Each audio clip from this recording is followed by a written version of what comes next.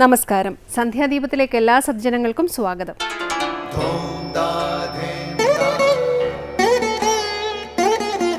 ശുഭം ഭവതു കല്യാണമായുസാരോഗ്യവർദ്ധനം സർവദുഃഖ വിനാശായ സന്ധ്യാദീപം നമോസ്തുതേ.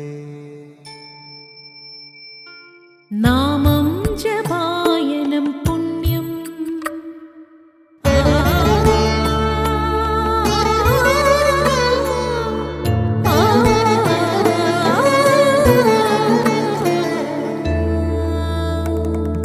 നാമം ജപായനം പുണ്യം നിരുപമദീപാങ്കുരം പോലെ സ്വരശ്രുതിലയവരമതുലം ദീവാങ്കണം മോക്ഷസംഗീതസാരം നീളും വഴിത്താരയിൽ ജീവതാരം മന്ത്രാലാപം മായാവിൻ നിൻ പ്രസാദം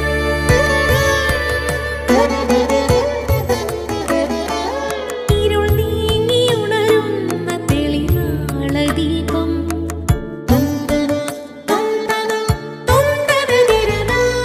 ഇരുൾ നീങ്ങിയുണരുന്ന തെളിനാളദീപം പ്രണവാമൃതം ചൊരിയുന്ന ദീപം ദീപം ദീപം ദീപം ദീപം സന്ധ്യാദീപം.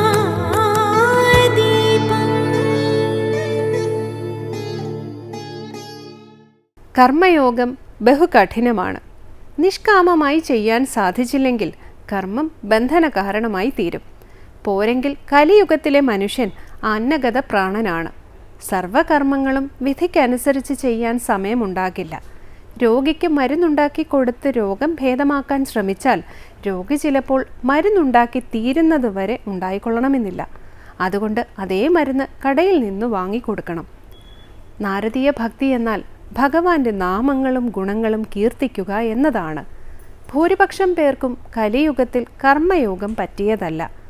പൂർവജന്മ കർമ്മങ്ങളുടെ ഫലം അനുഭവിക്കാനുള്ള കാലത്തോളം ലോകത്തിൽ കർമ്മം ചെയ്യുക. എന്നാലും ഈശ്വരനോട് അനുരാഗവും ഭക്തിയും സമ്പാദിക്കണം. ഈശ്വരൻ്റെ നാമഗുണ കീർത്തനം കൊണ്ട് കർമ്മക്ഷയം വരുമെന്നും ആചാര്യന്മാർ പറയുന്നു. തുടർന്ന് ഗുരു ഉപദേശം കേൾക്കാം. 1000 തിരികൾക്ക് വെളിച്ചം പകർന്നു കൊടുക്കുന്നത് കൊണ്ട് ഒരു മെഴുകുതിരിയുടെ ആയുസ് കുറയുന്നില്ല. പങ്കുവയ്ക്കപ്പെടുന്ന സന്തോഷവും അതുപോലെയാണ്. ശ്രീബുദ്ധൻ. അടുത്തതായി ശ്രീ ശങ്കരാചാര്യ രചിച്ച ശിവാനന്ദലഹരിയിലെ ശ്ലോകം ശ്രീ കാവാലം ശ്രീകുമാർ ചൊല്ലുന്നത് കേൾക്കാം.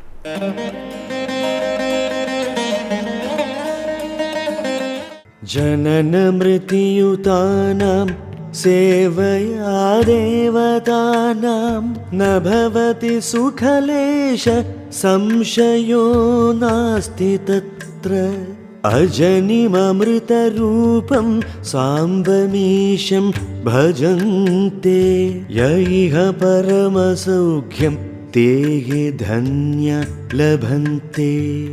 ജനന മൃത്യുതാനാം സേവയാ ദേവതാനാം ന ഭവതി സുഖലേശ സംശയോ നാസ്തി തത്ര അജനിമമൃതരൂപം സാംബമീശം ഭജന്തെ യൈഹ പരമസൗഖ്യം തേ ഹി ധന്യ ലഭന്തെ. സന്ധ്യാദീപം.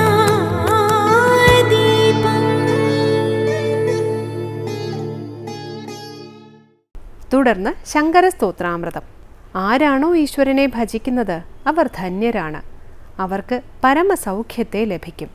എന്നാൽ ജനന മരണത്തോടു കൂടിയ ദേവതകളുടെ പൂജ കൊണ്ട് പരമാർത്ഥ സുഖം ലഭിക്കില്ല. അതെന്തുകൊണ്ടാണെന്ന് വിവരിക്കുകയാണ് ശിവാനന്ദലഹരിയിലെ 83-ാം ശ്ലോകത്തിലൂടെ സ്വാമി ചിദാനന്ദപുരി.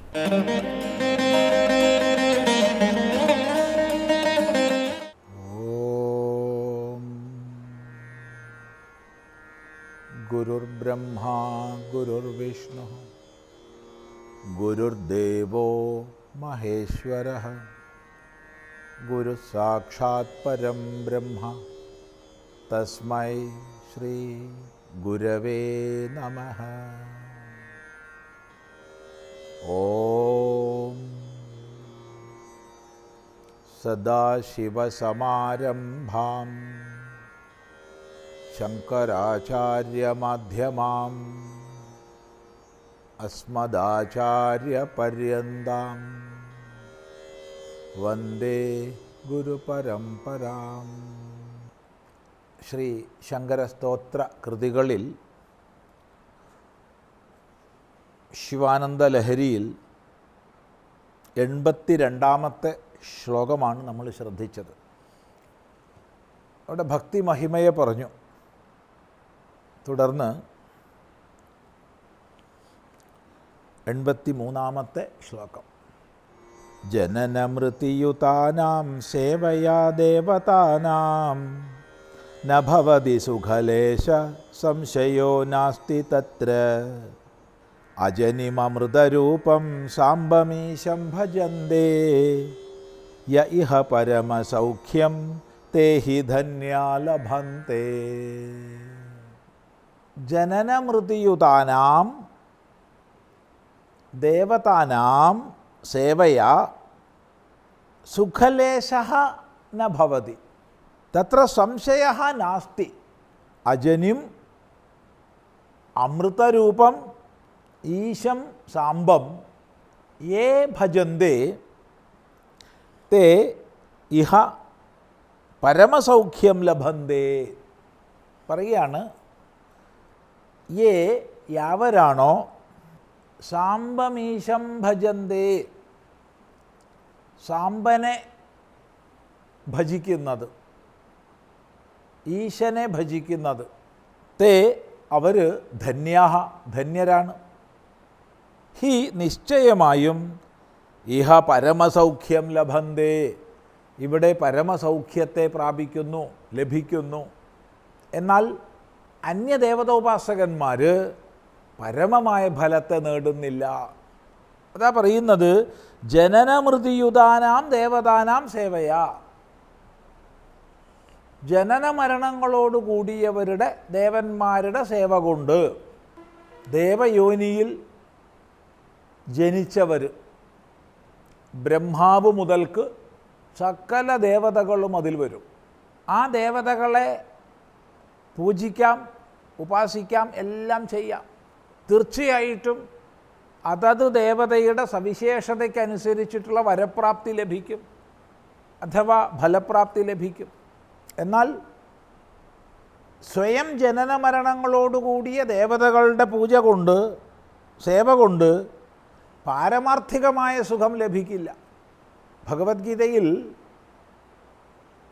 അന്തവത്തു ഫലം തേഷാം എന്ന് പറഞ്ഞിരിക്കുകയാണ്. വ്യത്യസ്ത ദേവതോപാസകന്മാർക്ക് ലഭിക്കുന്ന ഫലം അവസാനമുള്ളവയാണ്. കാരണം ദേവതകളെ ആദ്യവസാനമുള്ളവരാണ്.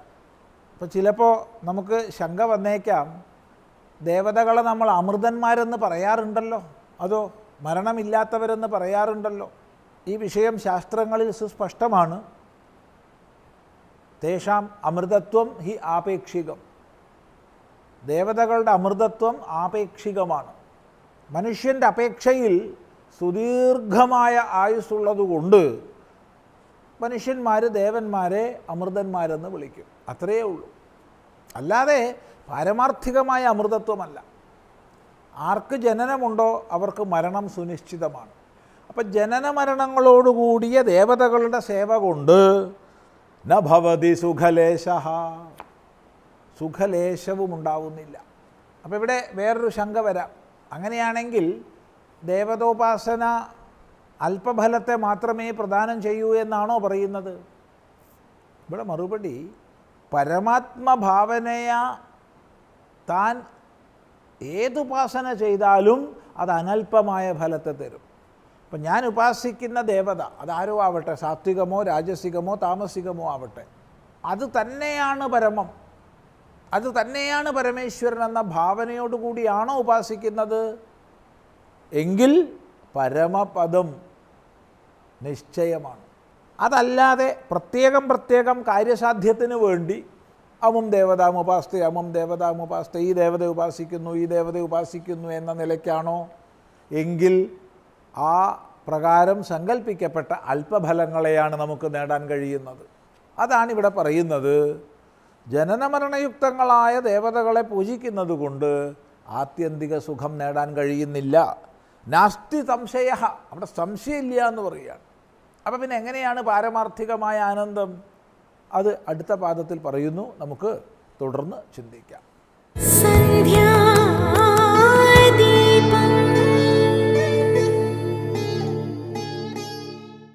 ഇനി ദീപാരാധനയ്ക്കായി ക്ഷേത്രസന്നിധിയിലേക്ക് പോകാം.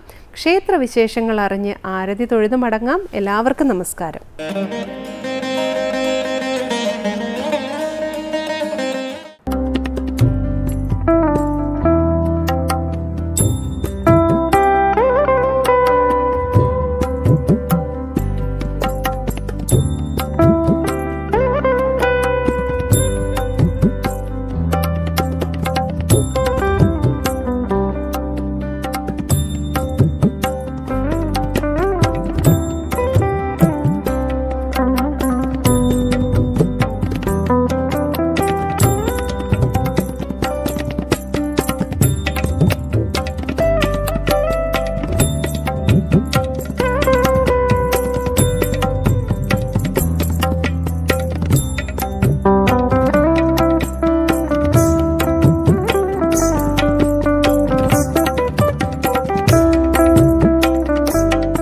മലമുകളിൽ കുടികൊള്ളുന്ന ആയിരവില്ലി ഭഗവാന്റെ കൃപാകടാക്ഷങ്ങൾ തേടിയുള്ള യാത്രയാണിത്.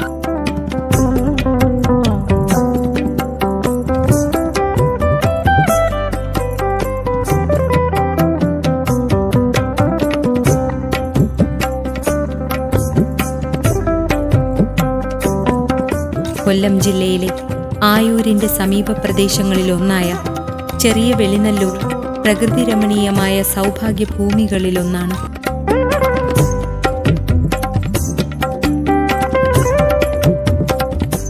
ആയിരവില്ലിപ്പാറയിൽ കുടികൊള്ളുന്ന ആയിരവില്ലി ഭഗവാൻ പ്രപഞ്ചനാഥനായ ശിവൻ തന്നെയാണ്. തലമുറ തലമുറകളായി ഈ പ്രദേശക്കാരുടെ ഗ്രാമദൈവവും രക്ഷകനുമൊക്കെ ആയിരവില്ലി ഭഗവാൻ തന്നെയാണ്. മലമുകളിലെ ആയിരവില്ലി ഭഗവാന്റെ ചൈതന്യത്തോടൊപ്പം തന്നെ വനദുർഗാദേവി സാന്നിധ്യമുള്ളതിനാൽ മലമുകളിലെ ദേവത്തറയിൽ ഒരു വനദുർഗാദേവി ക്ഷേത്രവുമുണ്ട്.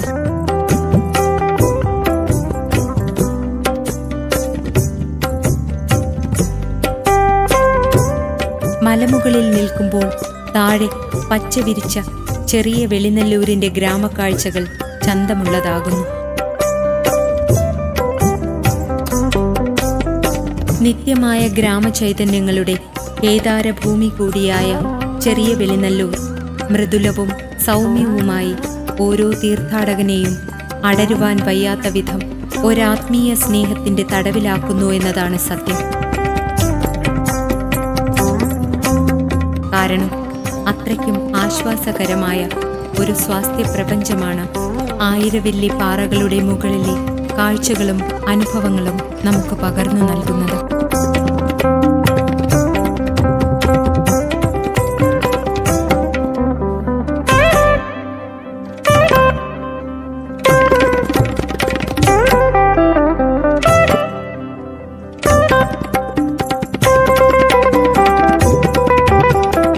ഇവിടെ മനുഷ്യൻ അധിവസിച്ച കാലം മുതൽക്കേ തന്നെ ആയിരവില്ലി ഭഗവാനെ മലദൈവമായി ആരാധിച്ചു വരുന്നു എന്നാണ് സങ്കല്പം.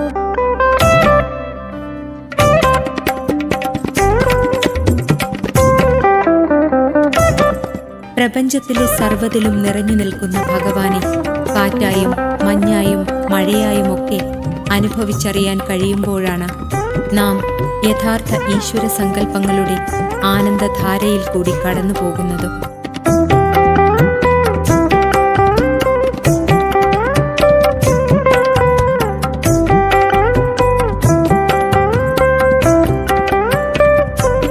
ആയിരക്കണക്കിന് വർഷങ്ങൾക്ക് മുമ്പ് തന്നെ മലമുകളിലെ ദേവത്തറയിൽ വിളക്കുകൊളുത്തി പൂജിച്ചിരുന്നുവെന്നുള്ള വിശ്വാസങ്ങളുടെ കെടാത്ത തിരുനാളം തന്നെയാണ് കാലാന്തരത്തിൽ ചെറിയ വെളുന്നല്ലൂരിന് മലമുകളിലെ ആയിരവില്ലി ഭഗവാനെ പ്രതിഷ്ഠിച്ച് ആരാധിക്കാൻ ഗ്രാമവാസികൾ ദേശത്ത് ഒരു ക്ഷേത്രം പണിതതും.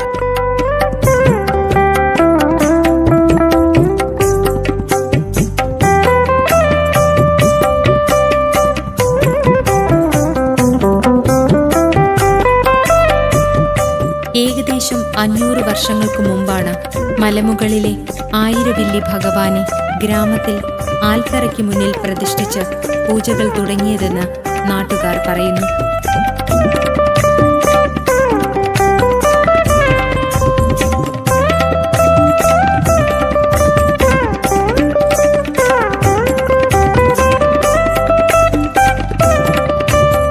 ക്ഷേത്രചരിത്രം തുടങ്ങുന്നത് അർക്കന്നൂർ മഠത്തിലെ ബ്രാഹ്മണ ശ്രേഷ്ഠന്മാരിൽ നിന്നാണ്.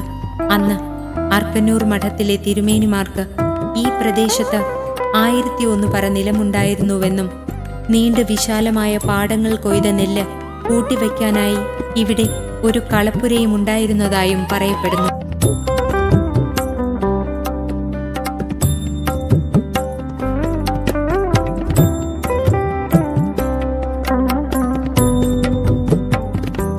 വിത്ത് വിതയ്ക്കുമ്പോഴും കൊയ്യുമ്പോഴും നെല്ല് വിളയുമ്പോഴുമൊക്കെ കളപ്പുരയ്ക്ക് മുന്നിലുള്ള ആൽത്തറയ്ക്ക് മുന്നിൽ ആയിരവില്ലി ഭഗവാനെ സങ്കൽപ്പിച്ച് വിളക്കുകൊളുത്തി നമ്പൂതിരിമാർ പൂജ ചെയ്യാറുണ്ടായിരുന്നു. അങ്ങനെ ആൽത്തറയിൽ കൊളുത്തപ്പെടുന്ന ഓരോ ദീപങ്ങളും ഈ ഗ്രാമത്തിന്റെ ഐശ്വര്യവും സമൃദ്ധിയുമായി മാറുന്നത് തിരിച്ചറിഞ്ഞ ഗ്രാമവാസികളും തങ്ങളുടെ പ്രാർത്ഥനകളും പൂജകളുമൊക്കെ കളപ്പുരയ്ക്ക് മുന്നിലുള്ള ആൽത്തറയിൽ സമർപ്പിക്കാൻ ആരംഭിച്ചു.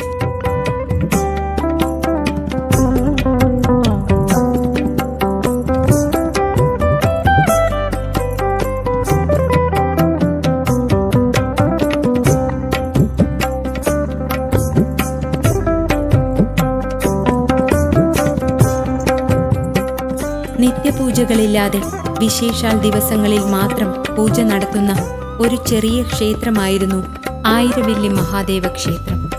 അക്കാലത്ത് ഇവിടം മിക്കപ്പോഴും അടഞ്ഞു തന്നെ കിടക്കുമായിരുന്നു. അന്നും വഴിപോക്കർ അടഞ്ഞുകിടന്ന ഈ ക്ഷേത്രത്തെ നോക്കി പ്രാർത്ഥിച്ചിരുന്നതുകൊണ്ട് തന്നെ ഒരു കാലത്ത് ഈ ക്ഷേത്രത്തെ തുറക്കാത്ത ക്ഷേത്രമായിരുന്നു അറിയപ്പെട്ടിരുന്നു.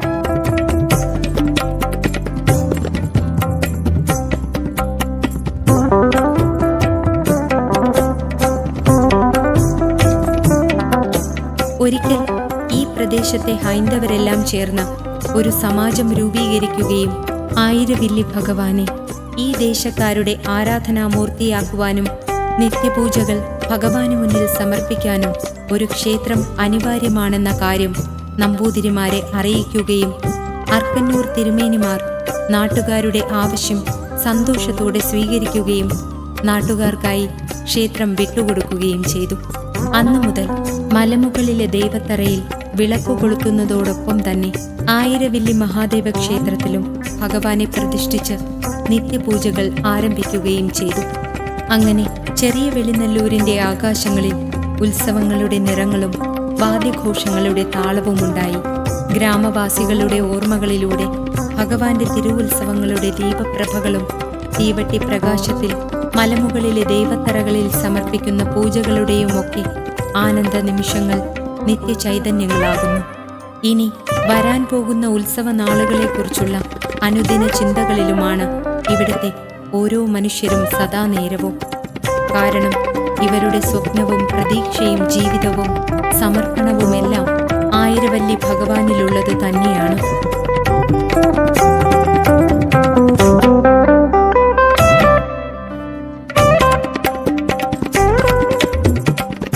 ഗ്രാമക്കാഴ്ചകൾ പോലെ തന്നെ ചെറുതും സൗമ്യവുമായതാണ് ക്ഷേത്രക്കാഴ്ചകളും.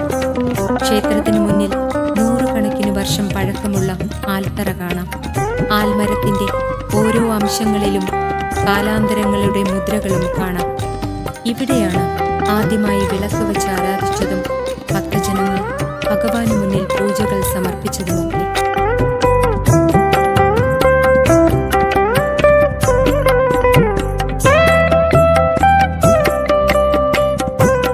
പ്രധാന ശ്രീകോവിലിന് മുന്നിൽ ചെറിയ നമസ്കാര മണ്ഡപത്തിന് മുന്നിൽ ഭഗവാനെ നോക്കി നന്ദിദേവനുണ്ട്.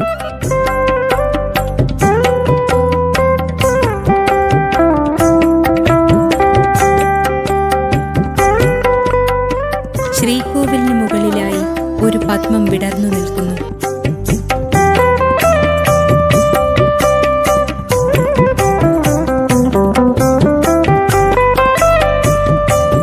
ഗണപതി, അയ്യപ്പൻ, ദുർഗാദേവി, നാഗദൈവങ്ങൾ, മറുത, മാടൻ എന്നീ ഉപദൈവങ്ങളെയും ആയിരവല്ലി ഭഗവാനോടൊപ്പം ഭക്തജനങ്ങൾ ആരാധിച്ചു പോരുന്നു.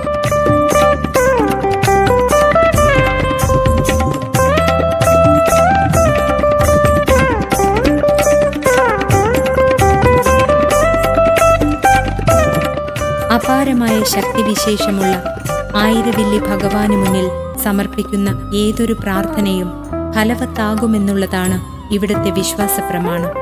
അതുകൊണ്ട് തന്നെ ജാതിമത വ്യത്യാസങ്ങളൊന്നുമില്ലാതെ തന്നെ ഭഗവാന് മുന്നിൽ പൂജകൾ അർപ്പിക്കുവാനും പ്രാർത്ഥനകൾ സമർപ്പിക്കാനുമൊക്കെ നിരവധി ഭക്തജനങ്ങളാണ് ആയിരവല്ലി ഭഗവാന് മുന്നിലെത്തുന്നത്.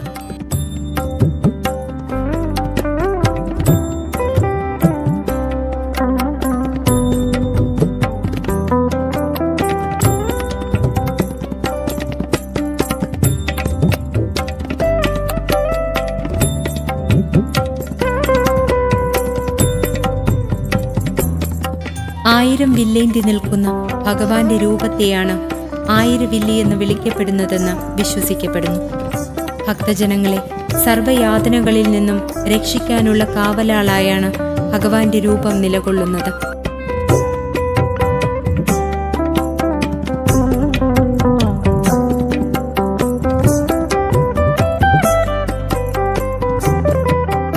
ആയിരവില്ലി മല ഭഗവാന്റെ ഒരു വിശ്വാസഭൂമി മാത്രമല്ല, ഈ ഗ്രാമത്തിന്റെ ഓരോ ഞരമ്പുകളിലൂടെയും ഓടുന്ന ജീവചൈതന്യത്തിന്റെ പ്രവാഹ കേന്ദ്രം കൂടിയാണ്. മലയുടെ ചുറ്റിനുമായി സമീപ പ്രദേശങ്ങളുടെ ദൃശ്യഭൂപടങ്ങളിലൂടെ മനസ്സിന് ഒരു യാത്ര ചെയ്യാം. മലമുകളിലെ ദേവത്തറയിലെ വിളക്കിനപ്പുറം പ്രശസ്തമായ ജടായുപ്പാറ കാണാം. ഈ വിളക്കുകളിൽ കൊളുത്തപ്പെടുന്ന ദീപം ഈ പ്രപഞ്ചം മുഴുവൻ ഭഗവത് ചൈതന്യം പരത്തുന്ന ഓംകാര മന്ത്രങ്ങളാകുമ്പോൾ ഓം എന്ന മന്ത്രത്തിന്റെ മോക്ഷനാദവുമായി താഴ്വാരത്തിൽ നിന്നും മലമുകളിലേക്ക് ഇടയ്ക്കിടെ ചുരുളൻ കാറ്റ് പറന്നു കയറുമ്പോൾ മനസ്സും ശരീരവും ധ്യാനാത്മകമായ ശാന്തി തീരങ്ങളിലേക്ക് അലിഞ്ഞു ചേരുന്നു.